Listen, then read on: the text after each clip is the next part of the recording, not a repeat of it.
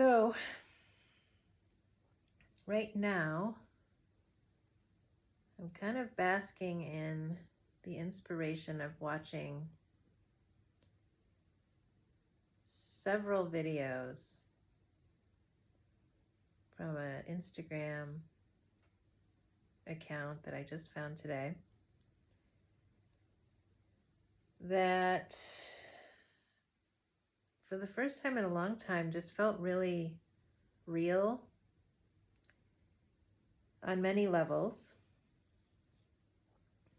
But one of the levels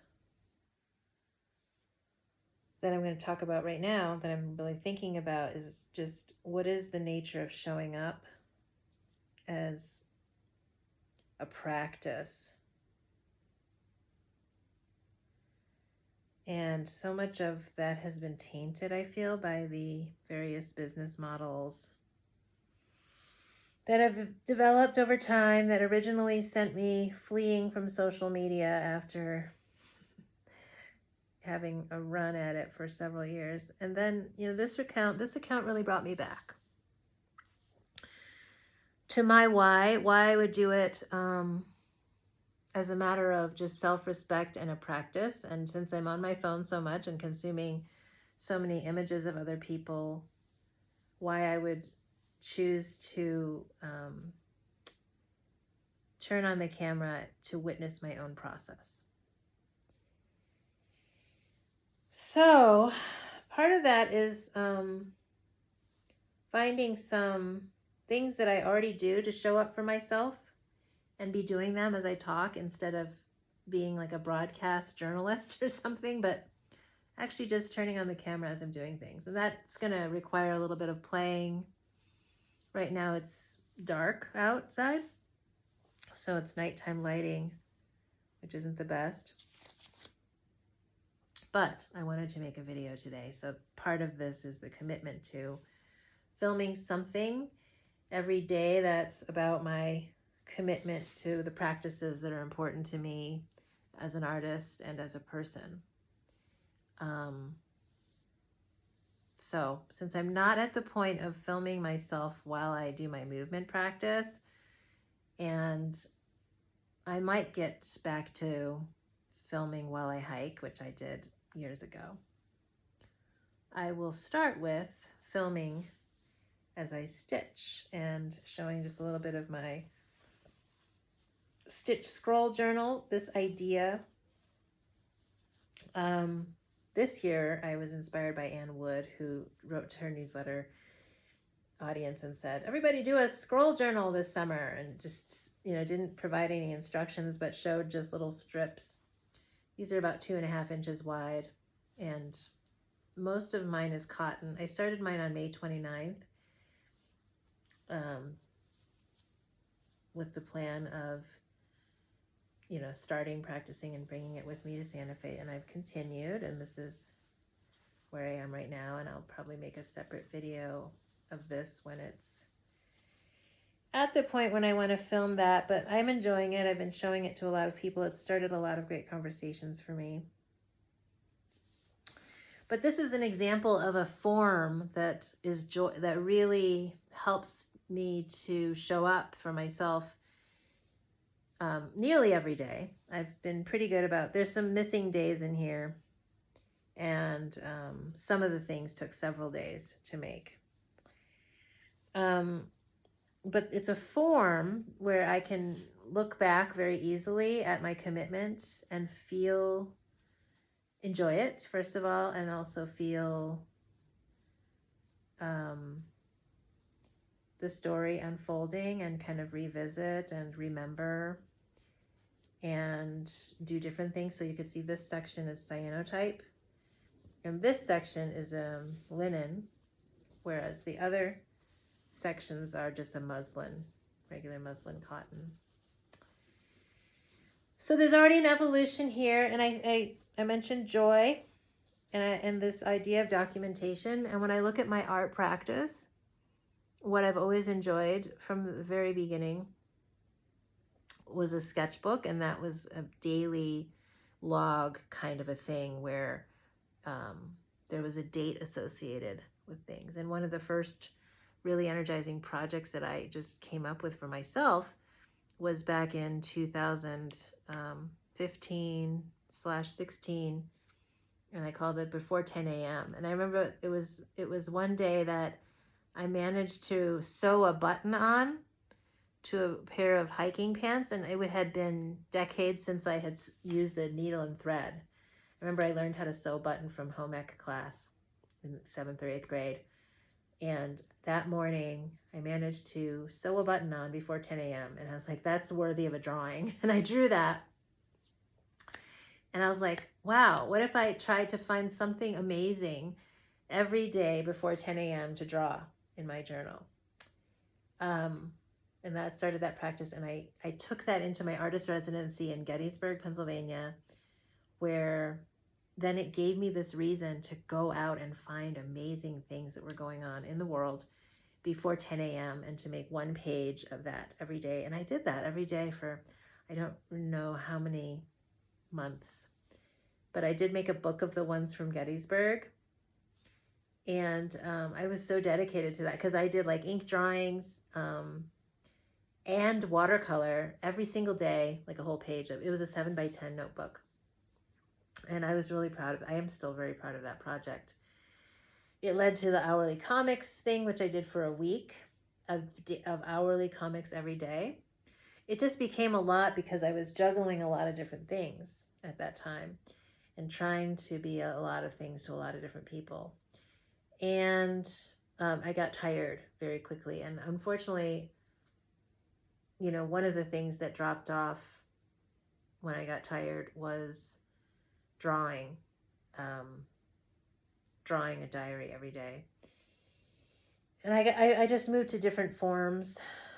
I pivoted to different forms. And I've done that a lot. And I think that what's inspiring me right now in this midlife reset era of my life is to simplify and simplify the distractions that I have in my life and find a deeper source for my commitments. And I mean, this is a form of commitment, but I have let myself off the hook certain days when I'm flooded with there's been some emotional days where I feel very stressed about certain like interpersonal things that are going on.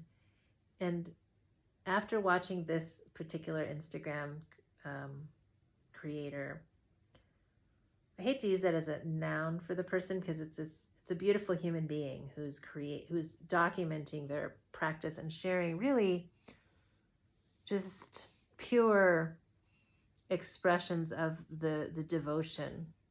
And he's inspired by the artist's way, which I am also, and has a perspective on music that's very similar to my own when I was doing music more, and also has a drawing and painting practice and a movement practice and has Mandarin language practice. So it's really an interesting intersection. But coming back to what I wanted to say is that he said something that really struck me and that I've been trying to say and have been observing about myself, but I haven't heard anyone say. And when he said it, I was like, yeah, that's exactly what it is. He's like, most of us are very well trained to show up to our jobs every day, the ones that pay us, if we're lucky enough to have a job. Suddenly, when it's a job, we can commit to it and push everything out of the way to get there on time and to be at the exact times that we agreed to because we have an agreement to be paid.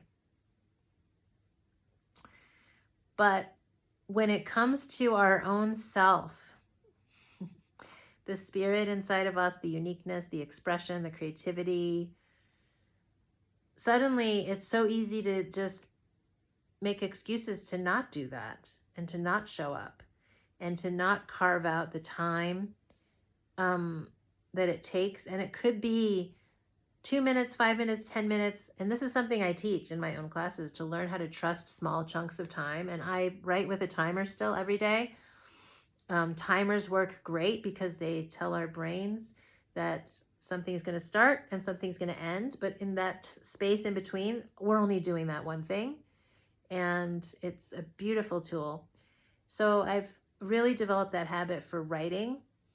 I don't use a timer as much for when I'm doing painting or my art journaling or stitching.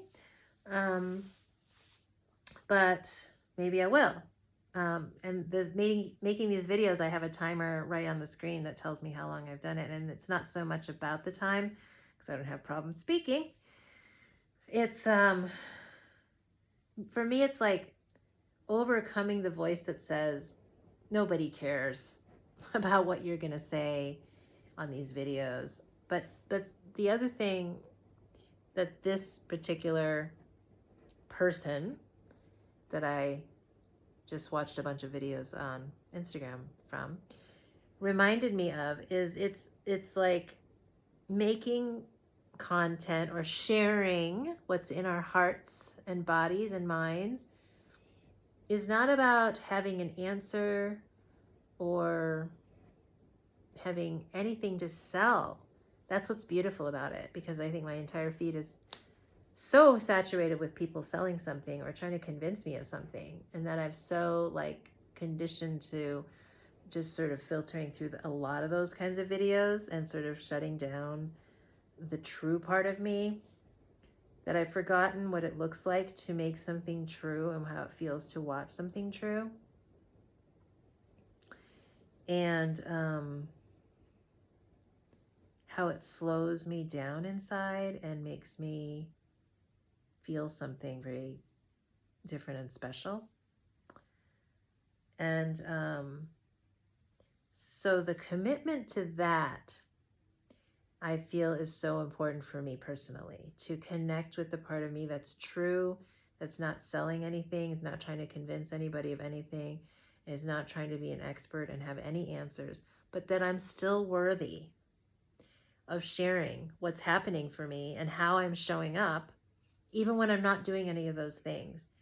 And it's not even about a political act of resistance, which is another way to frame it. It's just about being human and honoring that in me, which is the gift of being alive. And I think that that's such a beautiful thing to remember, and is really the why for all of my art and movement and nature practices, is to celebrate the beauty of aliveness. So I don't know if I'm going to keep talking as I stitch or not, but somehow like handling the materials and being in the practice as I speak is something I'm curious about, because I do notice that the videos that I make during or after my hikes, or like when I'm out hiking, I have a different quality to them because I'm in nature. I've been breathing in nature and immersing myself in that environment. There's something about that has a quality that's different than when I've just been consuming a bunch of videos trying to sell me something. So the one story I'll tell, and I think it's related, and I'm like having trouble threading this needle in the dark, all the shadows here. I'm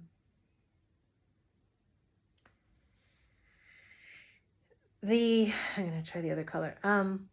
The one story I wanted to tell, which is the explanation behind the ink stains on my fingers, is that I persisted for over like an hour and a half, almost 2 hours this afternoon. Really struggling physically with the typewriter spool, the ribbon spool on my vintage typewriter, which has been a whole like journey and saga of its own, involving 2 trips to Albuquerque, just an hour drive, to a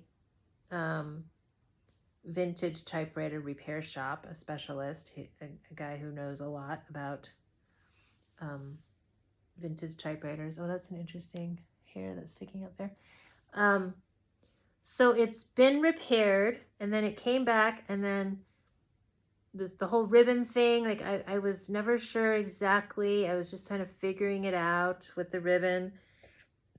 But after struggling with this for an hour and a half, almost 2 hours this evening, hence the ink on my fingers, and this has already been washed off. I really, really know and understand the issues with installing the spool properly, and in a way that I never understood with all of my other kind of trial and error attempts in the past. So I'm proud of myself for sticking with it. I also learned something about mechanical advantage and physics because I didn't have pliers, and I was trying to pull this misaligned spool off of its axis, and I had to use a string, like, because I didn't have like a wedge that could go under and pull this spool up equally on both sides. Because if you come under one side and there's like an axis in the middle, you're only pulling one side up, and you need something like a pliers that's pulling equally in a vertical direction. So I had to use a string. A rubber band was too weak. I had to use a string, and just one loop of the string wasn't strong enough. But when I doubled up the string, this was the physics lesson. I doubled up the string, wrapped it around, and when I crossed them and lifted from both sides, it generated enough force to pop the thing off. And that's after 2 hours of struggling with other things. But once I did the doubling up and the crossing and pulling, the thing just popped right off. And I knew before this whole thing is that I didn't align. There's like a little groove in the side of the little axis that the spool goes on that has to be lined up exactly. And it's really, really difficult to see that. And I don't know how, this is an interesting thing. Like, these were like household items that people had in the 1970s and 60s. And you had to be like that precise mechanically. And I realized with all of our electronics now, we rarely wrestle with mechanical parts directly. I guess only people that work on their bikes or cars or something can really experience that. But all of the physics of like leverage and mechanical advantage and wedges and applying force, and it's basic technology of yesteryear, but I realize how much that's not part of my life. And so I think that part of my enjoyment of really tactile arts and why I have a manual typewriter is like the feeling of typing letters, the sound, the touch experience, and then having like piles of typed papers to go through that aren't printed out by something else, but also have like the vague impressions of the letters, the texture on the page. I find I'm going back to read my writing in a way that I haven't done in my notebooks or on the computer for sure. So re-engaging with real things that have weight and obey the laws of physics was something that I really got in touch with today with my typewriter, and persistence, because I could feel myself throughout the thing going like, oh my God, just throw this thing away. Like, forget it. It's ruined. It's broken. It's not worth it. And we've kind of developed that disposability mentality about everything. clothing, shoe, just everything. We just like throw it away. And we've been educated to do that, and to the detriment of our entire planet that we're experiencing now. But I really could see those thoughts appearing, and I was like, no, I'm going to figure this out. And I did. It took a lot longer. I got dirtier than I thought, and I had to change my plans. I have a little bit of like a callus from where I pulled the string, and it kind of, the string like rubbed against the crease of my finger. It's okay. I didn't break skin or anything, but I can feel that. I had to change my plans because I was going to cook this really elaborate dish for the week, where I was going to use all of my farmer's market finds from yesterday and do a lot of chopping and a lot of like separate sauteing. It's going to make japchae. And I just had to change my mind, because I'm like, that's not happening. It's probably like another hour and a half process to do all the chopping and prep and cooking, and my hands are covered in ink. I'm not going to do food right now. And it was all okay. And I realized, you know what? Like I did enough today. I got a lot out of that, and that was worth it. And I think that's another thing that I want to commit to with these videos, is that it's worth it. It's worth it to sit down and connect a little bit with my own process and practice that's beyond all of the notebooks that I keep and all the things I do for myself. And it's worth sharing, because we see what's happening in the world, and we need to see examples of humans that are doing things that are still real, and that aren't about directly creating a product that's going to be sold for profit, but actually investing time clearing the channel for expression of that which is alive in us. And that's been what my life was about, but I've definitely drifted away and have been discouraged and dulled by our digital world and our increasingly product-driven world. And it feels really good to give myself the permission to make this video right now. Because I've been doing this hand stuff. I just haven't been sharing it, because I felt that there's not a place for this kind of sharing anymore in our world, just because of the kind of media I've been consuming on social media. So that's where I am. And it feels a little bit dark, lighting wise, in this room for me to be stitching, but I will be doing it. And this was the practice.